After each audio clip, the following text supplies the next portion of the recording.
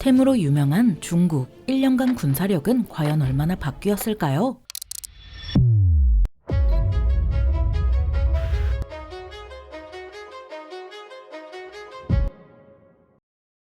안녕하세요. 지식 스토리입니다. 이번에는 중국의 군사력이 1년간 얼마나 바뀌었는지 알아볼 텐데요. 1년, 짧다면 짧고 길다면 긴 시간이지만 정말 많은 일이 벌어졌습니다. 그 1년 안에 미국을 위협하는 중국이 군사력을 얼마나 키웠는지 먼저 병력 규모부터 살펴보겠습니다. 상비군 203만 5천 명 유지, 예비군 51만 명 유지. 2016년에 중국이 군사개혁을 하면서 사관학교 27곳에서 모집한 인원은 해마다 증가했는데요. 하지만 2020년부터 중국 사관학교 지원자는 계속 하락세를 보이는 것으로 밝혀졌죠. 중국에서는 사관학교 입학 인원이 감소하자 영화에 버금가는 화려한 영상으로 당근을 흔드는 지경에 이르렀습니다. 중국 매체는 이 문제를 두고 대만과의 군사적 위기 때문에 젊은이들이 전쟁에 나가는 걸 두려워해서 사관학교 진학을 꺼린다고 지적했습니다. 또한 이런 사회적 분위기에 더해서 처우 문제가 원인이라고 분석했는데요. 중국에서는 옛날부터 많은 젊은이가 가난했던 탓에 무료 학비에 월급까지 받는다는 점에 혹해 사관학교에 진학해왔죠. 하지만 현재 중국군 급여는 경제가 발달한 지역에 비교하면 상대적으로 낮은 수준입니다. 그래서 사관학교 생활과 바깥 생활 수준 간의 괴리감을 느끼게 돼서 사관학교 입학을 꺼리게 된다는 겁니다. 입학 인원이 줄어드는 데는 또 다른 이유가 있는데요. 중국이 문명의 이기를 누리면서 사관학교에서 요구하는 체력 조건을 충족하지 못하는 청년들이 점점 늘어났는데 이 때문에 지원자와 입학 점수 모두 낮아지는 면도 있죠. 게다가 사관학교에서의 전공도 미래에 영향을 미치는데 특히 과학기술 관련 학과가 아니면 국경지대와 같이 힘든 곳으로 발령받아 향후 진급에 어려움을 겪을 수 있습니다. 거기에 더해 새로운 병역 제도가 시행되면서 중위 재임 기간이 길어졌고 이 때문에 중위나 대위에서 5년 이상 머물다가 진급하지 못해 퇴직이나 전직하는 이들이 많죠. 이런 이유로 인해 중국 청년들은 굳이 사관학교에 들어가지 않는 겁니다. 다음으로 육상 전력을 살펴보겠습니다. 전차 5,000대에서 6,800대로 성장, 군용차 17만 4,300대에서 14만 4,017대로 감소, 자주포 3,850문에서 3,490문으로 감소, 견인포 1,434문에서 1,000문으로 감소, 다연장 로켓포 3,180문에서 2,710문으로 감소. 중국 국방백서에 따르면 중국 육군은 오랜 기간 지역방위 육군을 유지해오다가 2019년부터 시대의 흐름에 따라 전역 작전형 육군으로 전환하기 시작했는데요. 다시 말해 중국군은 육군을 다른 나라에도 보낼 수 있도록 만들어 현대적인 작전을 수행할 수 있도록 한다는 거죠. 그래서 중국군은 이를 실현하고자 육군 장비의 화력과 기동력을 업그레이드했습니다. 세계 저명 싱크탱크인 영국의 국제전략문제연구소가 매년 발간하는 세계 군사력 보고서인 밀리터리 밸런스에 의하면 그동안 중국 육군은 약 2배 성장했습니다. 중국 육군은 신속한 병력 이동과 기동작전을 고려해 장갑차를 2배 이상 늘렸고 헬기의 수량도 1.3배 늘렸는데요. 포병 전력도 생존력과 기동력을 강화하기 위해 견인포를 트럭 위에 얹어서라도 자주포를 만들어 자주포 수량을 2배 가까이 늘렸죠. 그런데 전차를 제외한 전체적인 장비수가 줄어든 이유는 새로운 장비를 도입하는 것만큼 수만 차지하는 낡은 장비를 숫자에서 제외했기 때문입니다. 다음으로 해상전력을 살펴보겠습니다. 항공모함, 세척 유지, 헬기모함, 3척에서 4척으로 성장, 구축함,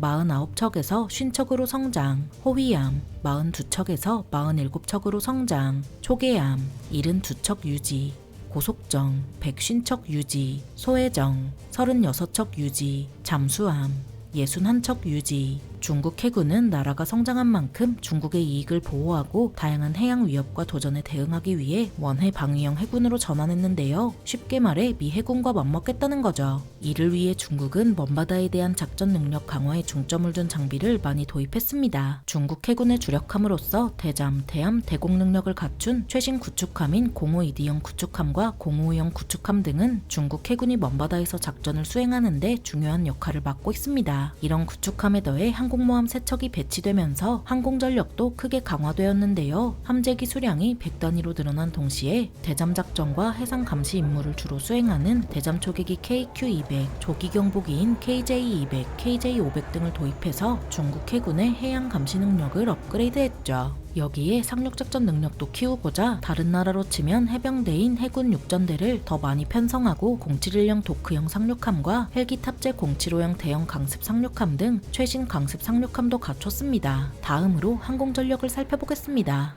전투기 1207기에서 1212기로 성장, 공격기 371기 유지, 수송기 289기 유지, 훈련기 402기 유지, 특수임무기 112기 유지, 공중급유기 10기 유지, 헬기 913기 유지, 공격 헬기 281기 유지. 중국 공군은 우주 전력과의 연동을 강조하는 공천일체 공방견비 교리를 채택하면서 과거 운영 방식에서 벗어나 공군 단독 작전은 물론 다양한 임무를 수행할 수 있도록 변화시켰는데요. 중국 공군은 전투기, 조기경보기, 전자전기, 공중급유기, 무인기 등 전력을 대폭 강화했죠. 낡아빠진 J8 전투기를 도태시키면서 무장 탑재 능력이 우수하고 장거리 항속 능력을 갖춘 J10, J16, J20 전투기로 세대 교체를 진행했습니다. 밀리터리 밸런스 자료에 따르면 중국 공군은 무인기 전력으로 전투정보 감시정찰 무인기 GJ1, GJ2, GJ11 등을 보유하고 정보감시정찰 무인기 WZ7, WZ8 그리고 WZ10을 보유하고 있죠. 마지막으로 비대칭 전력을 살펴보겠습니다. 핵무기